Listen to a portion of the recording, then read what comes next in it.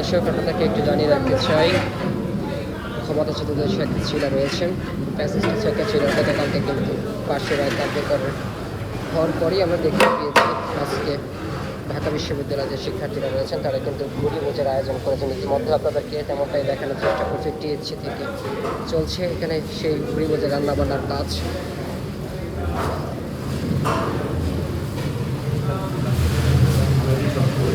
একই সাথে আমরা দেখতে পেয়েছি তারা কিন্তু আজকের সেই রায়ের ঘোষণাকে ঘিরে আনন্দ উৎফুল্লে কনসার্টের আয়োজন করেছেন, তেমনটা কিন্তু আমরা লক্ষ্য করতে পেরেছি। বাহিরে কিন্তু শিল্পীরা গান করছেন, ভেতরে রান্নাবান্নার কাজ চলছে, অর্থাৎ তারা আনন্দ উৎফুল্ল মাধ্যমেই কিন্তু তার এই রায়কে উদযাপন করবেন, এমনটা কিন্তু লক্ষ্য করা যাচ্ছে।